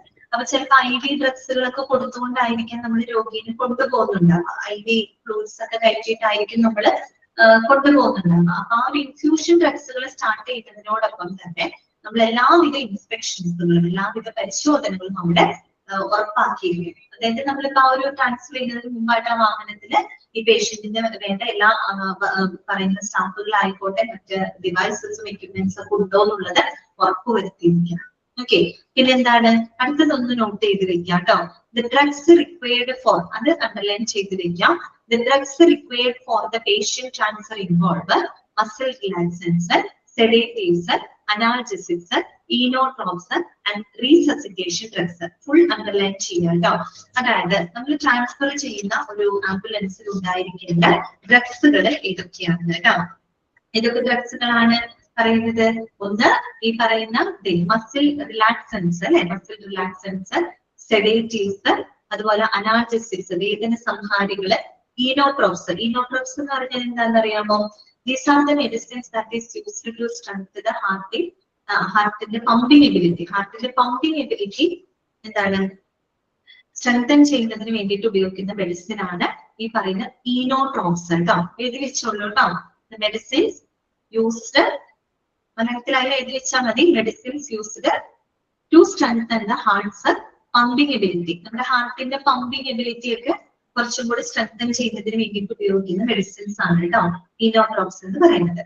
അപ്പൊ എന്തൊക്കെ ഡ്രഗ്സുകൾ ഉണ്ടാവണം? മസിൽ റിലാക്സൻസ്, സെഡേറ്റീവ്സ്, അനാൽജസിക്സ്, ഈനോട്രോപ്സ്, മറ്റ് റീസസിറ്റേഷൻ ഡ്രഗ്സുകള്. പെട്ടെന്ന് എന്തെങ്കിലുമൊക്കെ എമർജൻസി വന്നാലും അവരെ ലൈഫിലോട്ട് തിരിച്ചു കൊണ്ടുവരാൻ പറ്റുന്ന മരുന്നുകളും മറ്റ് സംവിധാനങ്ങളും ആ ഒരു ആംബുലൻസിനകത്ത് ഉണ്ടായിരിക്കണം. പിന്നെയോ the person responsible for patient transfer should assure correct supplies of these emergency drugs. അതുപോലെ ആ ഒരു പേഷ്യന്റിനെ ട്രാൻസ്ഫർ ചെയ്യാനായിട്ട് റെസ്പോൺസിബിൾ ആയിട്ടുള്ള പേഴ്സൺ ആരാണോ അവർ ഈ പറയുന്ന എമർജൻസി ഡ്രഗ്സുകളുടെ ഒക്കെ supply ഉറപ്പാക്കിയിരിക്കണം. Some of these drugs may be needed to be prepared in pre-filled syringes before the transfer. അതാണ് some of these drugs may be needed to be prepared in pre-filled syringes before the transfer. അപ്പൊ പലപ്പോഴും ചില ഇത്തരം ഡ്രഗ്സുകൾ എന്ന് പറഞ്ഞു കഴിഞ്ഞാൽ അത് നമ്മൾ പ്രീഫിൽ ചെയ്ത് വെക്കേണ്ടതായിട്ട് വരും കേട്ടോ. ട്രാൻസ്ഫറിന് മുമ്പായിട്ട് നമ്മൾ നേരത്തെ തന്നെ ഫില്ല് ചെയ്ത് വെക്കേണ്ടതായിട്ട് വരും. കാരണം അത്രയും ക്രിട്ടിക്കൽ ആയിട്ടുള്ള ഒരാളെയാണ് നമ്മൾ കൊണ്ടുപോകുന്നത്.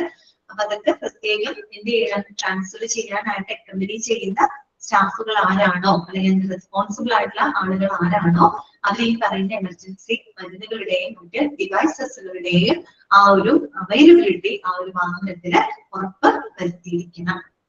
നിങ്ങളോട് വേണമെങ്കിൽ ചോദിക്കാം കേട്ടോ, ട്രാൻസ്ഫർ ചെയ്യുമ്പോൾ നമ്മള് വാഹനത്തിൽ കൊണ്ടുപോകുന്ന മരുന്നുകൾ ഏതൊക്കെയാണെന്നൊക്കെ ചോദിക്കുകയാണെങ്കിൽ ഇതൊക്കെയാണ് muscle relaxants, sedatives, analgesics, inotropes, resuscitation ഡ്രഗ്സുകൾ അതിനുണ്ട് വരുന്നതാണ് കേട്ടോ. ഓക്കെ, ക്ലിയർ ആണോ? ഓക്കെ അല്ലേ? അടുത്തത് കേട്ടോ, the minimal standard of inspection suggested for the patient transfer include. അതും ഒന്ന് അണ്ടർലൈൻ ചെയ്ത് വെച്ചേ. The minimal നമ്മൾ ഡ്രഗ്സിന്റെ കാര്യം പറഞ്ഞു അല്ലെ, ഡ്രഗ്സുകളെല്ലാം തന്നെ ആ ഒരു വാഹനത്തിൽ ഉണ്ടായിരിക്കണം, വേണ്ട മരുന്നുകളൊക്കെ നമ്മൾ കണ്ടതാണ്. അതുകൂടാതെ the minimal standard of inspection suggested for the patient transfer include. അതായത് നമ്മൾ ഒരു പേഷ്യന്റിന് ട്രാൻസ്ഫർ ചെയ്യുന്നതിന് മുൻപായിട്ട് മിനിമം നമ്മൾ പരിശോധിക്കേണ്ട ചില കാര്യങ്ങളുണ്ട്. മിനിമം സ്റ്റാൻഡേർഡ് ഓഫ് ഇൻസ്പെക്ഷൻ, അതായത് ഒരു മിനിമം നമ്മൾ നടത്തേണ്ട ചില പരിശോധനകളുണ്ട്. സ്റ്റാൻഡേർഡ് എന്താണ് ഇൻസ്പെക്ഷൻസ് ഉണ്ട്. എന്തൊക്കെയാണ് ആ സ്റ്റാൻഡേർഡ് ഇൻസ്പെക്ഷൻസിൽ വരുന്ന കാര്യങ്ങൾ? ഒന്നാമത്തത് uninterrupted electro cardiogram inspection. Uninterrupted electro cardiogram, അതായത് ECG. അൺഇൻട്രപ്റ്റഡ് ECG എന്ന് പറയാൻ കാരണം എന്താണ്? കണ്ടിന്യൂസ് ആയിട്ടുള്ള നോൺ സ്റ്റോപ്പ് ആയിട്ടുള്ള ഒരു ECG അല്ലെ, ഒരു ഈ പറയുന്ന ECG ഗ്രാഫ് നമ്മൾ അവിടെ ഉറപ്പുവരുത്തണം കേട്ടോ. അതായത് ആ പേഷ്യന്റിന് നമ്മൾ ECG എടുത്തിട്ട് വേറെ പ്രശ്നങ്ങളൊന്നുമില്ല, ഇലക്ട്രിക്കൽ ആക്ടിവിറ്റീസ്, ഹാർട്ടിന്റെ ആക്ടിവിറ്റീസിനൊന്നും വേറെ തകരാറുകളൊന്നും ഇല്ല എന്നുള്ള ആ ഒരു ഉറപ്പോട് കൂടിയിട്ട് വേണം പോവാനായിട്ട്. അതാണ് അൺഇൻട്രപ്റ്റഡ് ഇലക്ട്രോ കാർഡിയോഗ്രാം ഇൻസ്പെക്ഷൻ എന്ന് വെച്ചാൽ കണ്ടിന്യൂസ് ആയിട്ടുള്ള നോൺ സ്റ്റോപ്പ് ആയിട്ടുള്ള ബ്രേക്കേജ് ഒന്നും ഇല്ലാത്ത ഒരു ECG പരിശോധന അവിടെ ആവശ്യമാണ്. അതുപോലെ തന്നെ non invasive blood pressure. Non invasive എന്ന് പറയുമ്പോൾ നമ്മൾ അറിയാലോ, മുറിവൊന്നും ഉണ്ടാക്കാതെ നമ്മൾ ജസ്റ്റ് വേറെ അല്ലെങ്കിൽ നമ്മുടെ ബോഡി എന്തെങ്കിലും കീറി കൊടുക്കാതെ നമ്മൾ ചെയ്യുന്ന പ്രൊസീജിയറുകളാണ് നോൺ ഇൻവെസീവ് എന്ന് പറയുന്നത് അല്ലെ. നോൺ ഇൻവെസീവ് ബ്ലഡ് പ്രഷർ എന്ന് പറയുന്നത് സാധാരണ നമ്മൾ ഹോസ്പിറ്റലിലൊക്കെ പോകുമ്പോൾ ബ്ലഡ് പ്രഷർ എടുക്കാറില്ലേ, മറ്റേ സ്ഫിഗ്മോമാനോമീറ്റർ വെച്ച് നമ്മുടെ കയ്യിൽ റാപ്പ് ചെയ്തിട്ട് ബ്ലഡ് പ്രഷർ എന്താണ് മെഷർ ചെയ്യാറുണ്ട് അല്ലെ. അപ്പൊ അങ്ങനെയുള്ള ബ്ലഡ് പ്രഷർ ചെക്ക് ചെയ്തിരിക്കണം. പിന്നെ ഓക്സിജൻ സാച്ചുറേഷൻ, അതായത് അവരുടെ ബ്ലഡിനകത്തുള്ള ഓക്സിജന്റെ ലെവലുകൾ, ഓക്സിജൻ സാച്ചുറേഷൻ അത് നോക്കിയിരിക്കണം. ആൻഡ് ടെമ്പറേച്ചർ, അതുപോലെ അവരുടെ ബോഡി ടെമ്പറേച്ചർ, ഇതൊക്കെ ഇത്രയും കാര്യങ്ങളുടെ പരിശോധന ഒരു മിനിമം സ്റ്റാൻഡേർഡ് ഓഫ് ഇൻസ്പെക്ഷൻ ഈ പറയുന്ന കാര്യങ്ങളൊക്കെ നടത്തിയിരിക്കും. അപ്പൊ ഒരു മിനിമം സ്റ്റാൻഡേർഡ് ഓഫ് ഇൻസ്പെക്ഷനിൽ വരുന്ന കാര്യങ്ങൾ എന്തൊക്കെയാണ്? ഒന്ന് uninterrupted ECG, non invasive blood pressure, oxygen saturation, temperature. ഇതൊക്കെ നോർമലി നമ്മൾ സാധാരണ ഒരു ഹോസ്പിറ്റലിലൊക്കെ പോകുമ്പോൾ ചെയ്യുന്ന വൈറ്റൽ സയൻസും കാര്യങ്ങളൊക്കെയാണ് അല്ലെ. ഓക്കെ, ഇത്രയും പരിശോധനകൾ അവിടെ നടത്തിയിരിക്കണം. പിന്നെ പറയുന്നത് എന്താണെന്ന് വെച്ചാൽ the non-invasive blood pressure may be notably affected by the motion artifacts.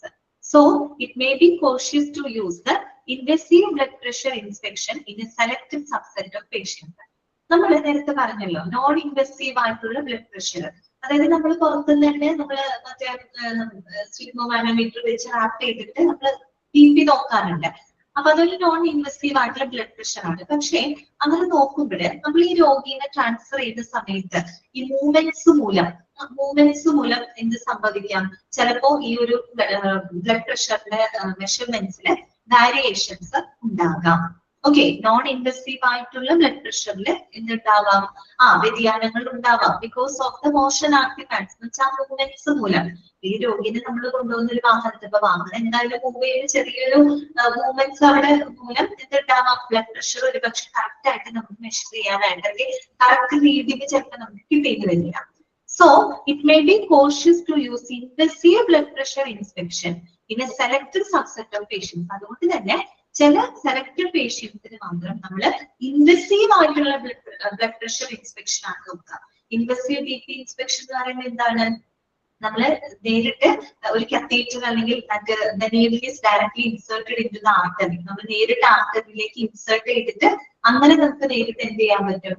BP നമുക്ക് മെഷർ ചെയ്യാനായിട്ട് സാധിക്കും. അതാവുമ്പോ എന്ത് വരില്ല, മൂവ്മെന്റ്സിന്റെ പ്രശ്നങ്ങളൊന്നും അവിടെ ബാധിക്കില്ല. നമുക്ക് കറക്റ്റ് റീഡിങ് അറിയാനായിട്ട് സാധിക്കും. അല്ലാതെ നമ്മൾ നോൺ ഇൻവെസീവ് ആയിട്ടുള്ള രീതിയിൽ ചെയ്യുമ്പോൾ ചിലപ്പോൾ ആ ഒരു മൂവ്മെന്റ്സ് മൂലം കറക്റ്റ് റീഡിങ് ചിലപ്പോൾ കാണിക്കുന്നില്ല, വേരിയേഷൻസ് ഉണ്ടാവും. അപ്പൊ അത് ഒഴിവാക്കാൻ വേണ്ടിയിട്ട് എല്ലാ രോഗികളിലല്ല, ചില പ്രത്യേക രോഗികളില് നമ്മൾ എന്ത് ചെയ്യും, ഇൻവെസീവ് ആയിട്ടുള്ള പ്രഷർ ആണ് മെഷർ ചെയ്യുക. ദാറ്റ് മീൻസ് നമ്മളൊരു കത്തീഡ്രോ അല്ലെങ്കിൽ സിറിഞ്ചോ that is directly inserted in the artery. ആർട്ടറിയിലോട്ട് നേരിട്ട് ഇൻസേർട്ട് ചെയ്ത് നമ്മൾ നേരിട്ട് നമുക്ക് എന്ത് ചെയ്യാൻ പറ്റും, BP അവിടെ മെഷർ ചെയ്യാനായിട്ട് സാധിക്കും. ഓക്കെ, എല്ലാവരിലും അല്ല കേട്ടോ, ചില പേഷ്യൻസിന് മാത്രമാണ് അങ്ങനെ ചെയ്യുന്നത്. അടുത്തത് എന്താണ്, all the inspection equipment should be secured accurately and should be placed at below the level of the patient for the uninterrupted inspection. അതുപോലെ തന്നെ എല്ലാ എക്യുപ്മെന്റ്സുകളായിക്കോട്ടെ, അത് ആ രോഗിക്ക് പ്രത്യേകിച്ച് പരിശോധനകൾ തടസ്സം വരുത്താത്ത രീതിയിൽ എല്ലാ എക്യുപ്മെന്റ്സുകളും അവിടെ ശരിയായ സ്ഥലത്ത് അവിടെ എന്ത് ചെയ്തിരിക്കണം, പ്ലേസ് ചെയ്തിരിക്കണം. ഓക്കെ, പിന്നെന്താണ്, the electrical devices must be functional on battery power with the provision of extra batteries during the transfer. Electrical devices ആകുമ്പോൾ ഫുൾ ബാറ്ററിയിലാണ് അത് പ്രവർത്തിക്കുന്നത്. അപ്പൊ അത് ബാറ്ററി പവർ ഒക്കെ തീർന്നു കഴിഞ്ഞാൽ നമുക്ക് എക്സ്ട്രാ ബാറ്ററി ഒക്കെ നമ്മൾ കരുതിയിരിക്കണം ട്രാൻസ്ഫർ ചെയ്യുന്നതിന് മുൻപായിട്ട്. ഇലക്ട്രിക്കൽ ഡിവൈസ് ഒക്കെ വർക്ക് ചെയ്യുന്നത് ബാറ്ററിയിലാണ്. എന്തെങ്കിലും കാരണവശാൽ ബാറ്ററി ചിലപ്പം ചാർജ് തീർന്നു പോവുകയോ അങ്ങനെയൊക്കെ സംഭവിക്കുകയാണെങ്കിൽ അതുകൊണ്ട് എക്സ്ട്രാ ബാറ്ററികൾ എപ്പോഴും ട്രാൻസ്ഫറിന് നമ്മൾ എന്ത് ചെയ്തിരിക്കണം, കരുതിയിരിക്കണം കേട്ടോ. പിന്നെ അടുത്തത് എന്താണ്, the patients on ventilator must be shifted on portable transport ventilators with the provision of display of alarms associated with the tidal volume, airway pressure, inspiratory expiratory ratio, inspired oxygen fraction and respiratory rate. അതുപോലെ തന്നെ വെന്റിലേറ്ററിലുള്ള പേഷ്യൻസിനെ ആണെങ്കിൽ നമുക്ക് ഇതുപോലെ തന്നെ portable transport ventilators ഉണ്ട്. ആ വെന്റിലേറ്റേഴ്സോട് കൂടിയിട്ടുള്ള വാഹനങ്ങളുണ്ട്. അത്തരം വാഹനങ്ങളിലായിരിക്കണം നമ്മൾ അതിനെ ട്രാൻസ്ഫർ ചെയ്യുന്നത് കേട്ടോ. അത് മാത്രമല്ല with the provision of display of alarms, അതുപോലെ അവിടെ അലാം സംവിധാനങ്ങൾ ഉണ്ടായിരിക്കണം. എന്തിനു വേണ്ടിയിട്ടാണ്, that is associated with tidal volume. Tidal volume എന്ന് പറഞ്ഞാൽ എന്താണ്, എമൗണ്ട് ഓഫ് എയർ ആണ് കേട്ടോ. എമൗണ്ട് ഓഫ് എയർ ആണ് when a person breathes. ഒരു വ്യക്തി നമ്മൾ ശ്വസിക്കുന്ന സമയത്ത് ശരിക്കും പറഞ്ഞിട്ട് is amount of air moves in and out of the lungs during the breath of a patient. നമ്മളൊരു പേഷ്യന്റ് അല്ല, ഒരു വ്യക്തി നമ്മൾ ശ്വസിക്കുമ്പോൾ നമ്മുടെ ലങ്സിനകത്തേക്കും പുറത്തേക്കും പോകുന്ന ആ ഒരു എയറിന്റെ അളവാണിത് ടൈഡൽ വോളിയം എന്ന് പറയുന്നത് കേട്ടോ. Tidal volume is the amount of air that moves in and out of the lungs during the patient's body. അതായത് ഒരു പേഷ്യന്റ് ശ്വസിക്കുന്ന സമയത്ത് അവരുടെ ശ്വാസകോശത്തിലേക്കും പുറത്തേക്കും പോകുന്ന ആ ഒരു എയറിന്റെ അളവാണ് എന്ത്, ഈ പറയുന്ന ടൈഡൽ വോളിയം കേട്ടോ. പിന്നെ അടുത്തത് എന്താണ്, airway pressure means pressure inside the airway. നമ്മുടെ എയർവേയിൽ അനുഭവപ്പെടുന്ന ആ ഒരു പ്രഷറാണ് കേട്ടോ എയർവേ പ്രഷർ. അതുപോലെ ഇൻസ്പിറേറ്ററി എക്സ്പിറേറ്ററി റേഷ്യോ എന്ന് പറയുന്നത് റേഷ്യോ ഓഫ് നമ്മൾ ബ്രീത്ത് ഇൻ ചെയ്യുന്നതിന് ബ്രീത്ത് ഔട്ട് ചെയ്യുന്നതിന്റെയൊക്കെ ആ ഒരു റേഷ്യോ. അതുപോലെ തന്നെ inspired oxygen fraction. Inspired oxygen fraction എന്ന് വെച്ചാൽ amount of oxygen in the air when A person breathes in. ഒരു ആള് ശ്വാസം വലിക്കുന്ന സമയത്ത് ആ ഒരു എന്താ പറയാ വായുവിനകത്തുള്ള ഓക്സിജന്റെ പെർസെന്റേജ് അതാണ് ഇൻസ്പയർഡ് ഓക്സിജൻ ഫ്രാക്ഷൻ എന്ന് പറയുന്നത് കേട്ടോ. ഒരാള് ബ്രീത്ത് ചെയ്യുന്ന സമയത്ത് അയാൾ എടുക്കുന്ന ആ ഒരു എയറിൽ ആ ഒരു വായുവിന് എത്രത്തോളം പെർസെന്റേജ് ഓഫ് ഓക്സിജൻ ഉണ്ട് എന്നതിന്റെ അളവാണ് inspired oxygen fraction. And respiratory rate. Respiratory rate എന്ന് പറഞ്ഞു കഴിഞ്ഞാൽ ശരിക്കും എന്താണ് ഉദ്ദേശിക്കുന്നത്, നമ്പർ ഓഫ് ബ്രീത്ത്സ് ആണ് കേട്ടോ per minute. Number of breathes per minute, ഒരു മിനിറ്റിലുള്ള എന്താണ് ബ്രീത്തുകളുടെ എണ്ണമാണ് കേട്ടോ, ശ്വാസത്തിന്റെ എണ്ണമാണ്. അപ്പോ ഇങ്ങനെയുള്ള tidal volume, airway pressure, inspiratory expiratory ratio, inspired oxygen fraction, respiratory rate, okay, ഇതെല്ലാം തന്നെ ഇതുമായിട്ട് ബന്ധപ്പെട്ട ഡിസ്പ്ലേ അലാം സംവിധാനങ്ങളും ഇവിടെ ഉണ്ടാവണം, ഈ പറയുന്ന വാഹനത്തിൽ ഉണ്ടായിരിക്കണം കേട്ടോ. Patients on ventilator. വെന്റിലേറ്ററിലുള്ള പേഷ്യൻസിന് ഈ പറയുന്ന അവരുടെ ശ്വാസോച്ഛ്വാസം കംപ്ലീറ്റ് വെന്റിലേറ്റർ നിശ്ചിത സഹായത്തോടു കൂടിയാണ് അവർ ശ്വസിക്കുന്നത്.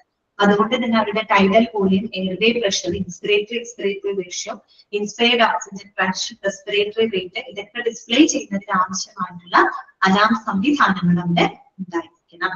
ഓക്കെ, ഇനി അടുത്തത് എന്താണ് പറയുന്നത്, സ്പെഷ്യൽ കൺസിഡറേഷൻസ് ആണ്. If the patient requires an ambulance, to take him to another facility. Make arrangements for the transportation with the social services administration. ഇപ്പൊ ഒരു പേഷ്യന്റിനെ നമുക്ക് ആംബുലൻസിൽ കൊണ്ടുപോകണമെന്നിരിക്കട്ടെ, അങ്ങനെയാണെങ്കിൽ ആ ഒരു ഹോസ്പിറ്റലിലെ സോഷ്യൽ സർവീസ് അഡ്മിനിസ്ട്രേഷനുമായിട്ട് അവരോടൊപ്പം ചേർന്ന് അതിന് വേണ്ട എല്ലാ അറേഞ്ച്മെന്റ്സുകളും നടത്തേണ്ടതാണ്. ചുരുക്കി പറഞ്ഞാല് നമുക്ക് എന്ത് പറയാം, ഒരു ഹോസ്പിറ്റലിൽ നിന്ന് പേഷ്യന്റിനെ ട്രാൻസ്ഫർ ചെയ്യുന്നതുമായിട്ട് ബന്ധപ്പെട്ട എല്ലാ അറേഞ്ച്മെന്റ്സുകളും ആ ഒരു ഹോസ്പിറ്റലിലെ social service department, social service administration ഡിപ്പാർട്ട്മെന്റുമായിട്ടാണ് സഹകരിച്ചാണ് ചെയ്യേണ്ടത് കേട്ടോ. Make sure that the necessary equipment is gathered to provide care in the course of transfer. Transfer ചെയ്യുന്ന സമയത്ത് എല്ലാ നെസസറി എക്യുപ്മെന്റ്സുകളും അവിടെ ഉണ്ടോ എന്നുള്ള കാര്യം ഉറപ്പുവരുത്തുകയും ചെയ്യണം. ഓക്കെ, ക്ലിയർ ആയോ പറഞ്ഞത്? ഇത്രയുമാണ് നമ്മള് എക്യുപ്മെന്റ് ഡ്രഗ്സ് ആൻഡ് മോണിറ്ററിംഗുമായിട്ട് ബന്ധപ്പെട്ട് മനസ്സിലാക്കിയത് കേട്ടോ. ഓക്കെ, ഇനി നമുക്ക് ലാസ്റ്റ് പഠിക്കാനുള്ളത് ഡോക്യുമെന്റേഷൻ ആണ്. ആറാമത്തെ എലമെന്റ് ഡോക്യുമെന്റേഷൻ ആണ് കേട്ടോ. ഡോക്യുമെന്റേഷൻ എന്താണ്? The authentication of patient transfer is most significant but often missed as a part of transfer. അതായത് ഓതന്റിക്കേഷൻ, അതിന്റെ ഒരു ആധികാരികത, അതിന്റെ ഒരു ജെനുവിനിറ്റി, ഒരു പേഷ്യന്റിനെ നമ്മൾ ട്രാൻസ്ഫർ ചെയ്യുന്നതുമായിട്ട് ബന്ധപ്പെട്ട എല്ലാ കാര്യങ്ങളും നമ്മളിവിടെ റെക്കോർഡ് ചെയ്ത് വെച്ചിരിക്കുന്നു, ഡോക്യുമെന്റ് ചെയ്ത് വെച്ചിരിക്കുന്നു. അത് ഏറ്റവും ഇമ്പോർട്ടന്റ് ആയിട്ടുള്ള ഒരു കാര്യമാണ്. പക്ഷെ പലപ്പോഴും അത് മിസ്സായി പോകാറുണ്ടെന്നാണ് പറയുന്നത്. The authentication should always be obvious at all stages of transfer. നമ്മളൊരു പേഷ്യന്റിനെ ട്രാൻസ്ഫർ ചെയ്യുന്നതിന്റെ ഓരോ ഘട്ടത്തിലും ആ ഒരു ഓതന്റിക്കേഷൻ അവിടെ എന്താണ്, വ്യക്തമായിരിക്കണം. അതായത് നമ്മൾ ചെയ്യുന്ന ഓരോ കാര്യങ്ങളും, നമ്മളൊരു പേഷ്യന്റിനെ ട്രാൻസ്ഫർ ചെയ്യുന്നത് തൊട്ട് ഓരോ കാര്യങ്ങളും, നമ്മൾ മൈന്യൂട്ട് ആയിട്ടുള്ള കാര്യങ്ങൾ വരെ അവിടെ ക്ലിയർ ആയിരിക്കണം, വ്യക്തമായിട്ട് എന്ത് ചെയ്തിരിക്കണം, രേഖപ്പെടുത്തിയിരിക്കണം, ഡോക്യുമെന്റ് ചെയ്തിരിക്കണം. എന്തുകൊണ്ട് അങ്ങനെ ചെയ്യണമെന്ന് പറയാൻ കാരണം, since it was the only legal report that the patient was transferred. അല്ലെ, നമ്മളൊരു പേഷ്യന്റിനെ ട്രാൻസ്ഫർ ചെയ്യുന്നതിന്റെ ഒരേ ഒരു ലീഗൽ റിപ്പോർട്ട് അത് മാത്രമാണ്. അല്ലെ, പിന്നെ എന്താണ്, it must consist of the patient. എന്തൊക്കെയാണ് ഒരു ഓതന്റിക്കേഷൻ? നമ്മൾ പറഞ്ഞല്ലോ ഡോക്യുമെന്റേഷൻ. ഈ ഡോക്യുമെന്റേഷൻ അത് എന്തെല്ലാം കാര്യങ്ങളാണ് നമ്മൾ ഉൾപ്പെടുത്തുന്നത്? ഒന്ന് patient condition, reason to transfer, എന്തുകൊണ്ടാണ് ഇവർ ട്രാൻസ്ഫർ ചെയ്യുന്നത്, names and designation of referring and receiving clinicians, അവരെ ട്രാൻസ്ഫർ ചെയ്യുന്നതും പിന്നെ അവരെ റിസീവ് ചെയ്യുന്നതുമായിട്ടുള്ള ഫെസിലിറ്റികളുടെ പേര്, അതിന്റെ പദവികള്, അതെല്ലാം കൃത്യമായിട്ട് അവർ ഡോക്യുമെന്റ് ചെയ്തിരിക്കണം. അതുപോലെ details and status of important signs before the transfer, ട്രാൻസ്ഫറിന് മുമ്പായിട്ട് ആ ഒരു പേഷ്യന്റിന്റെ ഹെൽത്ത് സ്റ്റാറ്റസും അതുപോലെ അതിലുണ്ടായിരിക്കേണ്ട ഇമ്പോർട്ടൻറ്റ് സൈനുകള്, ആരുടെയൊക്കെ സിഗ്നേച്ചറുകളാണ് ആവശ്യമായിട്ടുള്ളത്, അതൊക്കെ ഇമ്പോർട്ടന്റ് ആണ് അവിടെ. പിന്നെ clinical events during the transfer and treatment, അതുപോലെ ട്രാൻസ്ഫർ ചെയ്യുന്ന സമയത്തുള്ള അവരുടെ ഹെൽത്ത് കണ്ടീഷൻസും അവർക്ക് എന്തൊക്കെ ട്രീറ്റ്മെന്റ്സുകളാണ് പ്രൊവൈഡ് ചെയ്തിട്ടുള്ളത്, ഇങ്ങനെയുള്ള കാര്യങ്ങളെല്ലാം തന്നെ നമ്മൾ കൃത്യമായിട്ട് അവിടെ ഡോക്യുമെന്റ് ചെയ്തിരിക്കണം. ഓക്കെ, അതൊന്ന് നോട്ട് ചെയ്ത് വെക്കാം കേട്ടോ, എന്തൊക്കെ കാര്യങ്ങളാണ് നമ്മൾ ഡോക്യുമെന്റ് ചെയ്യുന്നത്. ക്ലിയർ ആണോ?